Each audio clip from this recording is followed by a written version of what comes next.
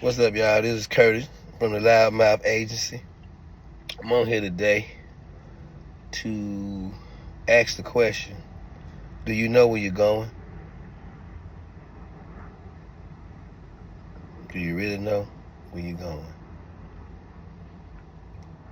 Reason I ask that question is sometimes we miss our destiny or our future by stumbling on something in our present. And the saying goes, you don't know where you're going if you don't know where you came from. I said that to say this. Where we are in our present and where we're going in our future may have everything to do with where we came from in our past. Let me go a little deeper. Trauma. There are things that happen to us in our past that may have traumatized us. And though we may have gotten over that emotionally and healed from it and moved on, who's to say we didn't heal from it psychologically? It has to be. Healing is intentional. And I use the example, heartbreak. Somebody ever broke your heart? In time, you'll get over it and you'll move on. That's emotional healing. But did we really heal from the psychological? Healing from psychological trauma requires a deep dive into the past psyche. Not the psyche that we have in the present, but the psyche of our past. Because we have to go back and rewrite what was on the file. It's a bad file, it's an old file, but it's still running. So consciously you're running on the subconscious file from the past, and you're trying to do something consciously in the present that opens up opportunities for the future. See how they can trip us up? Subconsciously. We can say, I want to be rich. And we can try everything that we hear on the internet in the pursuit of that. But there may be something psychologically etched in our file that prevents us from actually doing it, which influence our actual belief. Bad roots bear bad fruit. The root is very important, that the roots be healthy. I'm relating that to the psyche, our past psyche. If we have bad files, we're going to have a bad programming and a bad production and performance. I'll give you an example. Early in life, when I first entered high school, it's been a while, but I experienced heartbreak. This girl started a relationship with me, or so I thought. And I really liked her and I bought into it. But her motive was she actually liked my best friend. And she used me to get closer to him.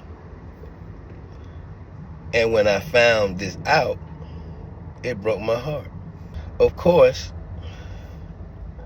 months later, maybe a year later, emotionally, I got over it.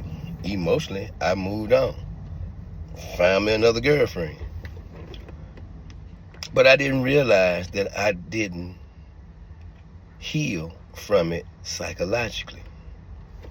So just because we recover from something or we heal from something on an emotional level doesn't necessarily mean we recovered from it on a psychological level. Two different things. emotional healing and psychological healing. They have to coexist. So it's no surprise to me that in retrospect, when I finally, as an adult, addressed this trauma, I thought about all the bad relationships that I had been through, that I had experienced. Maybe 5, maybe 10 serious relationships ruined by something from the past. Unbeknownst to the person who I'm in a relationship with, where it's coming from. Because I didn't even know where it was coming from. So you see why we got there. So this psychological traumatic experience imprinted on my file, and I didn't know at the time, that I had lost respect for women. And I treated other women that had nothing to do with it just like the level of respect I had for them. And so, in my own personal experience, I'm sharing that with you so you can actually get to the point. But it wasn't until I went back and revisited the actual time that this happened to me. As you heard me say, it was in high school, I think 8th or 9th grade in high school. So I had to go all the way back and change that file because I was grown, adult, running on an old subconscious file. So no matter what you try to do and intend to do emotionally and mentally, if there's a psychological file that contradicts what you're trying to do, then whatever it is you're trying to do is going to be sabotaged. So I leave this with you so you can remember this analogy. An oak tree. The oak tree grows massive. Massive. On the surface, we can view the size of the oak tree. They grow tall and they grow wide in circumference. Huge. There's some oak trees big enough that they have made tunnels for traffic to go through a tree. But it's not the strength that we see on the surface. It's actually the strength at the roots. Don't let that fly over your head. Some of the trauma that we've been through and we've healed emotionally does not mean we've healed psychologically. Check yourself. This is Kurt from the Loudmouth Agency. See you next time.